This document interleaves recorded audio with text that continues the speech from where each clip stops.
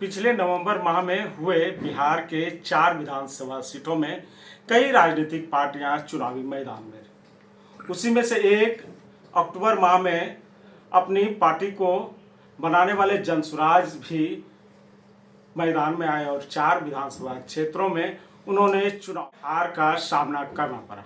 अभी आज हम इसी मुद्दे पर बात करने के लिए हैं। हमारे साथ राजीव राय जी हैं, जो जनसुराज के महानगर अध्यक्ष भी हैं, साथ ही साथ वार्ड पार्षद के प्रतिनिधि है। इस बार जनसुराज तो 4 विधानसभा सीटों पर चुनाव लड़ी लेकिन हार गए। पहले तो तमाम मीडिया बंधु पूर्णियावासी को मैं जनसुराज का महानगर अध्यक्ष प्रणाम करता हूं। और रही आपका सवाल था कि 4 विधानसभा सीटों के उपचुनाव में हमें हार मिली। हम 1 महीने का पुराना पार्टी और 1990 से जो मार्केट में बना था उसको उखाड़ फेंकने का काम, वो हार नहीं हुआ, एक पूर्णतः जीत हुआ। अब आप एक बात बताइए कि जहाँ पे हमने अपना कैंडिडेट उतारा, वो 2 जगह पे हमारा स्थान दूसरा रहा और 2 जगह पे वोट परसेंटेज जो है कम रहा। लेकिन ये बात बताइए, जो मार्केट में पहले से जमा हुआ था, हमने जीत तो उसका भी नहीं हुआ। लेकिन हम अपने आप का जीत इसके लिए बता रहे हैं कि 5 दिन पहले जिस पार्टी को सिंबल मिलता है और वह मार्केट में 37,000 वोट लेके आता है और 20,000 वोट लेके आता है, और तो उसको हार कैसे बोल सकते हैं। पीके को रणनीतिकार भी कहा जाता है। कई राजनीतिक दलों को जो है उन्होंने सींचा।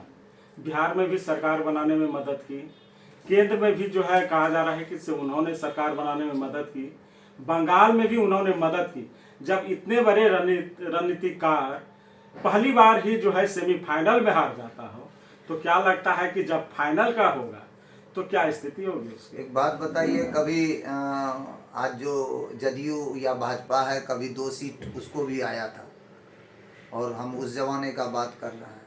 और धीरे धीरे उन्होंने बिहार में अपना सरकार बनाया। और आप किसी भी मैदान में आप जाइए, आप पढ़ाई का काम शुरू करते हैं क्या 2 दिन या 5 दिन के अंदर पूरा संपूर्ण किताब पढ़ के तैयार तो नहीं हो जाते हैं, उसके लिए भी थोड़ा समय लगता है। वो मेरा एक रिहर्सल था और लोगों को दिखाना था कि प्रशांत किशोर जी का जनसुराज मार्केट में आ गया है, आप संभलिए, जनता से किया हुआ वादा पूरा कीजिए, नहीं तो जनता आपको नकार देगी और जनसुराज को अपना लेगी। बिहार में पिछले 3 वर्षों से जनसुराज काम कर रही है सर, और आप जैसे कहें कि सिर्फ दूसरे नंबर पे आई पार्टी नहीं, हम आपको याद दिला दें, कहीं तीसरे नंबर पे, कहीं चौथे नंबर पे। जी, हमने बताया 2 सीट पे हम नीचे गए, लेकिन 2 सीट पे अव्वल किए, बेहतर किए। और रहा 3 साल का, हमने 3 साल तक पदयात्रा किया, लोगों के बीच में जाके उनके तकलीफ़ों को समझा, लोगों को बताया कि आपने नेता के लिए वोट किया है, कभी अपने बेटा के लिए वोट करिए, तो देखिए नेताजी कितना कारगर होते हैं अपने वादा में। और पूर्व का किया हुआ जो भी वादा था नेता के द्वारा, उसका पर्दाफाश करने का ये 3 साल में काम कर रही थी हमारी। तभी पार्टी नहीं बोली है, तभी सिर्फ हमारे इस पार्टी के मुखिया प्रशांत किशोर जी लोगों के बीच में जाके उनके तकलीफ़ों को उनको समझाने का काम कर रही थी, जिसे अब जनता अच्छी तरह से समझ गई। और हमारी पार्टी को आपको बता दें कि नवंबर में सिंबल मिला है और 2 अक्टूबर को हमारी पार्टी बनी है। तो आप 1 महीने में इतना अच्छा प्रदर्शन करना, अब तो हमारे लिए बहुत समय है। आप चिंता न करें, हमारी ज़रूरत इस बिहार को है, बिहार को बेहतर बनाने का है और हम वो काम करें। माने बिहार के जनताओं को नजरिया परसेप्शन बदलने की आवश्यकता है कि जो काम पिछले 20 साल 20 नहीं कहा जाए 30 सालों में बिहार के लिए नहीं हुआ, अब जो है पीके अगर जनसुराज आती है तो वो निश्चित तौर पे है, जो काम नहीं हुआ है वो काम धरातल पे दिखेगा। एकदम दिखे। अब एक बात बताइए, जो दूसरे का घर बनाने का काम करता हो, वो खुद का घर जब बनाएगा तो कितना बेहतर बनाएगा, तराश के बनाएगा। उसी तरह हमारे जो मुखिया हैं प्रशांत किशोर जी, दूसरी पार्टियों को जब रणनीतिकार कहते हैं दूसरी पार्टियों को बेहतर बना के उसको मार्केट में उसको सत्ता का सुख जो दिलवा सकता है, खुद का जब काम आएगा तो सोचिए वो समाज के लिए कितना बेहतर करेगा। क्योंकि वो तो रणनीतिकार है, उनके पास रणनीति पहले से तैयार है कि जनता का भलाई किस चीज़ में है और कैसे करना है। तो हमें नहीं लगता है कि बहुत सारी समस्याएं आएंगी हमारे बीच में। हम जनता के बीच में आ चुके हैं और बहुत जल्द जब अपनी सामान बेचने की बात आई तो जो है सामान नहीं बेच पाया। आप हर बार कह रहे हैं कि रणनीतिकार थे, दूसरों को बनाया, लेकिन अपने तो अब देखिए जिस चीज के लिए दूसरों को बनाया उसमें इनको धोखा मिला। वो बेहतर समाज बनाने के लिए दूसरों को सत्ता में लाया, वो पलायन रोकने के लिए दूसरे को सत्ता में लाया, वो यहाँ पे ढेर सारी कंपनियों को यहाँ लाने के लिए, यहाँ पर्यटन स्थल खोलने के लिए, इस शिक्षा को बेहतर बनाने के लिए दूसरी पार्टियों का मदद किया, लेकिन इनको धोखा मिला। तो अब खुद का काम कर रहा है, इसको आप ये नहीं बोलिएगा, कुछ रोजगार नहीं बताइए। वन नेशन वन एजुकेशन होनी चाहिए। जी एकदम होनी चाहिए, इस पे हम पूर्णतः आपका समर्थन करेंगे कार्य। लेकिन वन नेशन वन एजुकेशन के तहत एजुकेशन बेहतर मिलना चाहिए। ये नहीं कि अभी आप जाइए ना, कितना शिक्षित मिलेगा, कहाँ पे कौन सा शिक्षक, आप खुद इंटरव्यू लीजिए। हम तो चाहते हैं कि मेरे वार्ड में आइए, 2-4 दिन इंटरव्यू लीजिए यहाँ के शिक्षकों का, आपको मालूम पड़ेगा कौन कितना शिक्षित है। लेकिन शिक्षा में सुधार का मतलब ये नहीं है कि आप प्राइवेट स्कूल को बंद कर दीजिए। सरकारी स्कूल में भी प्राइवेट स्कूल के तर्ज पे हर एक काम करवाइए, देखिए कितना बेहतर तरीके से शिक्षा मिलता है। क्यों?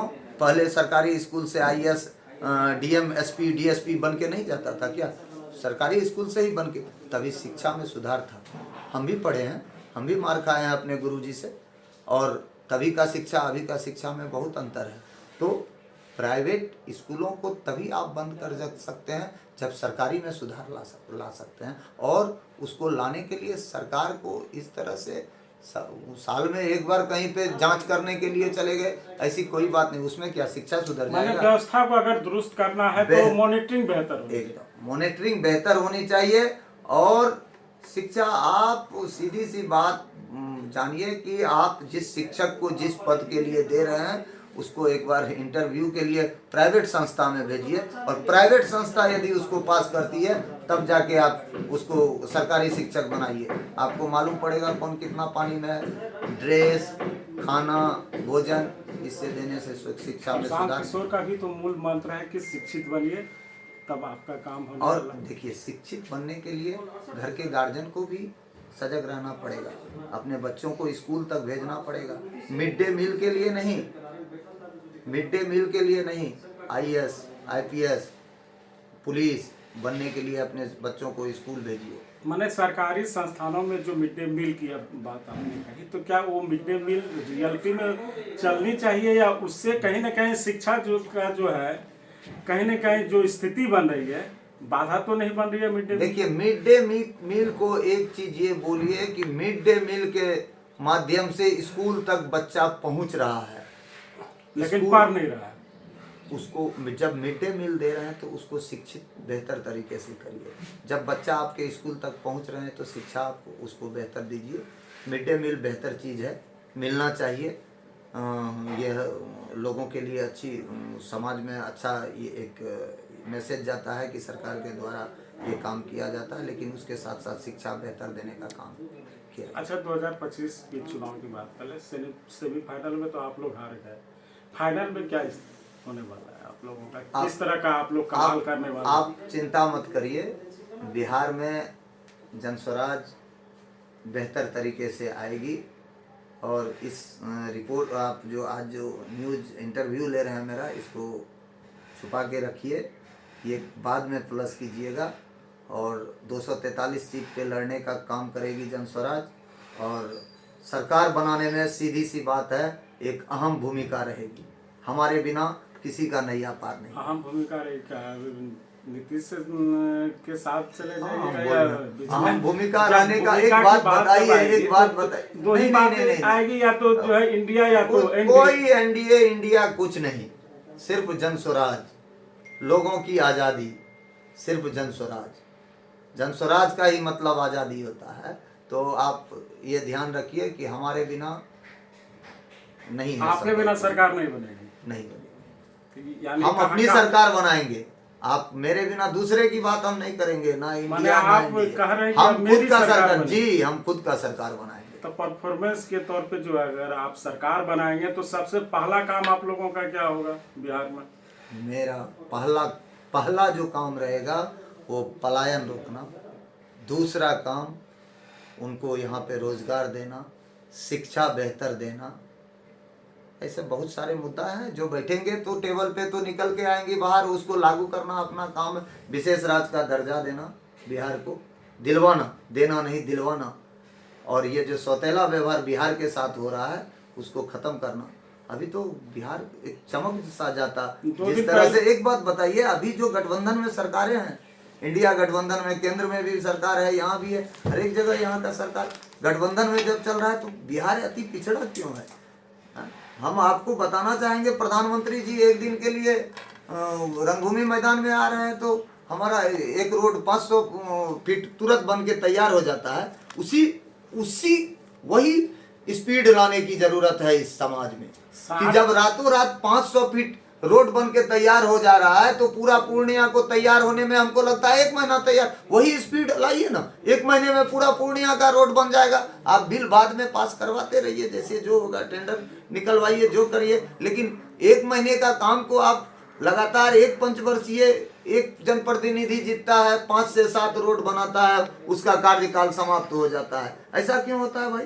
प्रधानमंत्री आने के बाद एक दिन में कॉलेज चौक से लेके बनवाग तक रोड बन रहा है 1 किलोमीटर का, और हमारा 1 किलोमीटर रोड बनने में यहाँ पे 5-5 साल चला जाता है। क्यों चला जाता है? इसमें कौन फुर्ती लाएगा? यहाँ की सरकारें लाएगी। एक टेबल पे 10 दिन तक क्यों फाइल पड़ा रहता है? कहाँ जाता है वहाँ का स्टाफ? क्यों कमीशन खोरी होता है? उसको कौन रोकेगा? यहाँ की सरकार रोकेगी। तो इस चीज को रोकने का काम हम लोग बखूबी करेंगे। और रहा सवाल कि चलने का सिर्फ नजरिया बदलना होगा, समाज अपने आप सुधर जाएगा। विशेष राज्य के दर्जे की बात राजद भी उठाई थी एक समय में, फिर जदयू हर बार जब चुनाव आती है तो जदयू विशेष राज्य का मुद्दा उठाता है।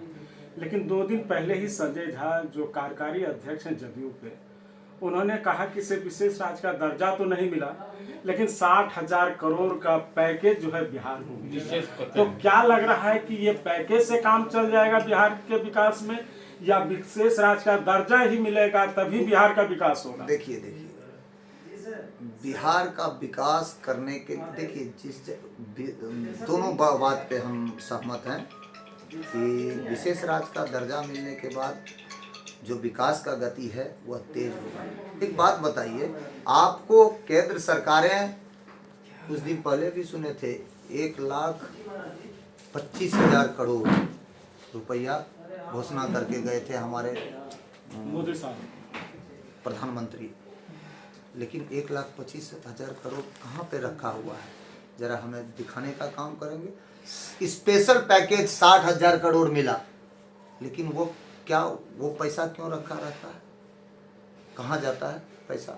क्या आप खर्च नहीं कर पाते हैं? तो हम यही बात बोल रहे हैं कि विकास में गति लाने की जरूरत है। आपके पास पैसा पर्याप्त है तो विकास करिए ना, क्यों रुके हुए हैं? आज पूर्णिया नगर निगम, पूर्णिया जो फिर एक मुद्दा उठा रहे हैं, जो कि राजनीति का हब माना जाता है पूर्णिया, तो यह अति पिछड़ा क्यों? आप पूर्णिया घूमिए तो किस तरह का है। किसी गली में एम्बुलेंस नहीं घुस पाता है, किसी गली में फायर ब्रिगेड की गाड़ी नहीं घुस पाती है। क्यों ऐसा? अतिक्रमण मुक्त पूर्णिया कब होगा? क्यों ऐसा? आखिर किस बात का दबाव है सरकारों पे?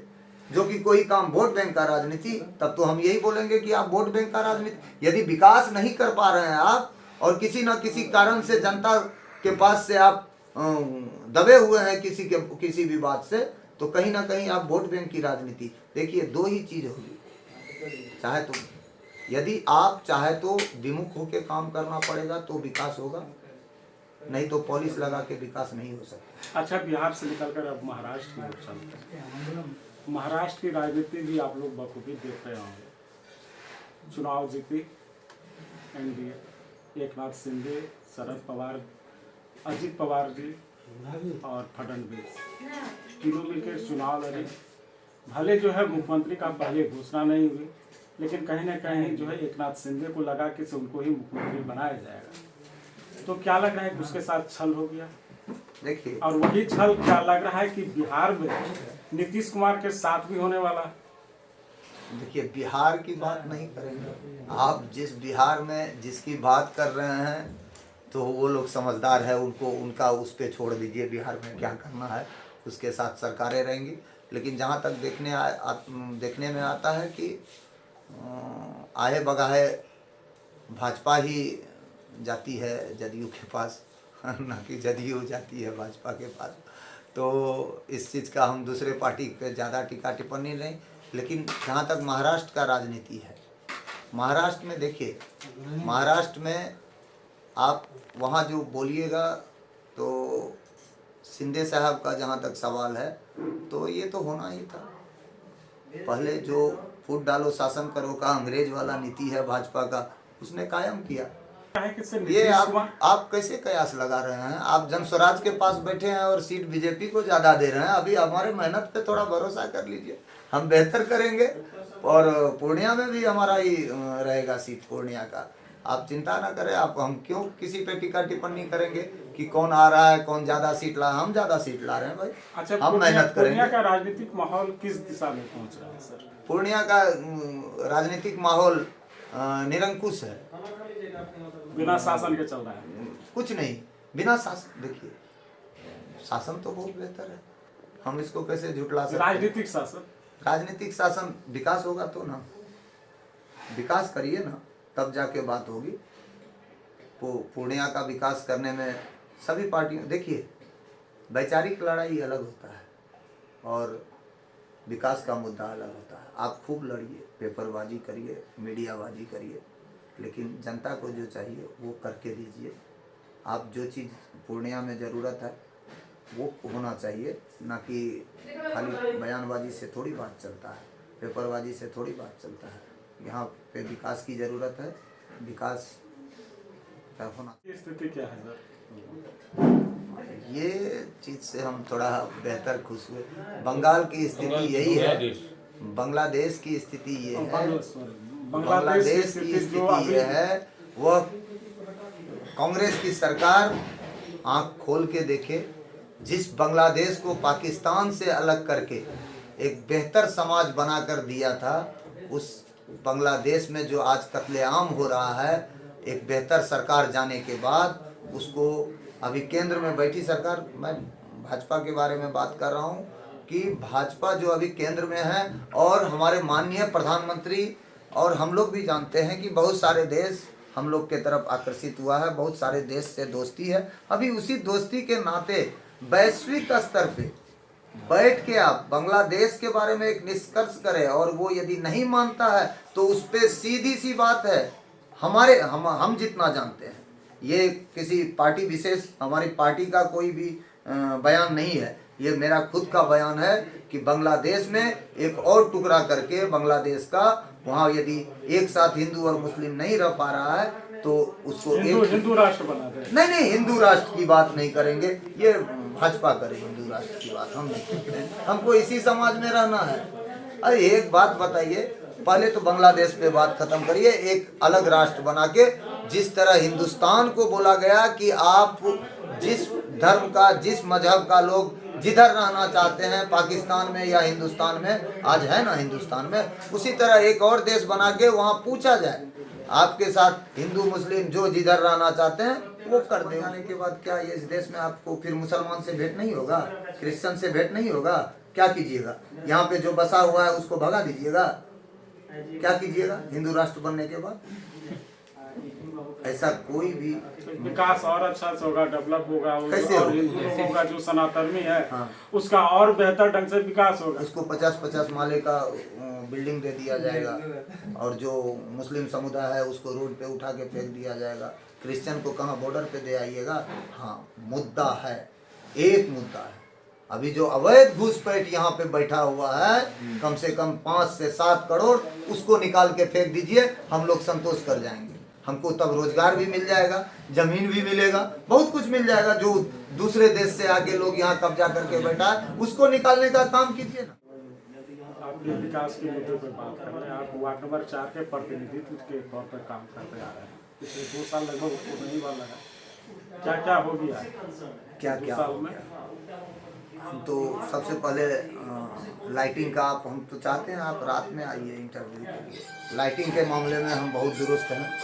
रही रोड सड़क की बात, तो अभी तक हमारे माध्यम से 10 सड़क बना हुआ है।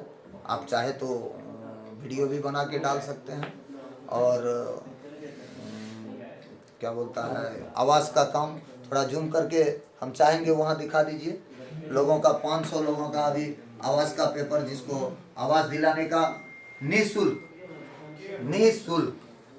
बगैर किसी 1 रुपया कमीशन का आवास दिलाने का काम ये वार्ड पार्षद करती है। मीडिया के माध्यम से हम अपने समाज को बोलेंगे कि इस न्यूज को रखें, और कभी भी हम भूले भटके किसी से 1 रुपया मांगे तो उस पर हम पे कानूनी कार्रवाई करें। निःशुल्क तब तो आपका काम कैसे चलता है? जब निःशुल्क सारे काम होती है तो आप अपना काम किस तरह से कर पा रहे हैं? भैया हम कोई भी काम करते हैं, हम किराना दुकान चलाते हैं, हो सकता है हम, हो सकता है कि और कोई काम करते हो, हम 500 रुपया मजदूरी कमाते हो, हमको नून रोटी मिलता है, हम खाते हैं, हम रोड का भी। और एक बात हम बता रहे हैं कि हमारे वार्ड में जितना सड़क बना है हम सभी ठेकेदार का नंबर देते हैं, और आप पूछिए कि राजीव राय आपसे कोई कमीशन भी लिया है 1 रुपया? और फिर आप पूछते हैं कि कैसे चलते हैं, हम कैसे चला रहे हैं? हम अपना घर चला रहे हैं। हम अपना घर 500 रुपया मजदूरी करके ईंट पत्थर ढोके भी चला लेते हैं, सब्जी बेच के चलाते हैं, गाड़ी चला के चलाते हैं, टोटो चला के चलाते हैं। हम कैसे भी अपना परिवार को पाल रहे हैं, लेकिन लोगों से कमीशन तो नहीं ले रहे हैं। ये मुद्दा को देखिए, हम कैसे चल रहे हैं। काम करने की ललक हो तो जो है कोई भी काम करके अपने वार्ड का विकास कर सकते हैं। अच्छा, अब आने वाले समय में क्या करने वाले हैं और क्या क्या होने वाला है आपके वार्ड में? लास्ट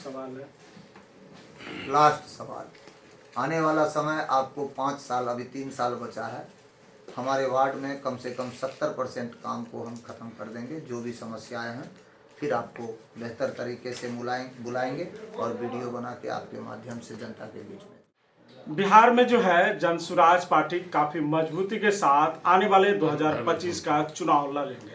इस सिलसिले में आज हमने पूर्णिया महानगर अध्यक्ष राजीव राय से बात की और उन्होंने साफ तौर पर कहा कि बिहार में अगले साल जनसुराज का ही सरकार बनेगा और बिहार में जो विकास का कार्य है वो तेजी से बढ़ेगा। साथ ही साथ उन्होंने बांग्लादेश के मुद्दों पर भी बात की, साथ ही महाराष्ट्र के मुद्दों पर भी बात की। साथ ही साथ उन्होंने ये भी कहा कि हमारा जो वार्ड है, वार्ड नंबर 4, वहाँ पर भी जो 2 साल में जो कार्य किया गया है वो बखूबी जो है काम की गई है, और साथ ही 3 वर्षों का जो और भी कार्यकाल बचा हुआ है उसमें भी आपको विकास देखने को मिलेगा। तब तक के लिए बने रहिए, देखते रहिए जूम सिटीज। मैं हूँ विनय कुमार।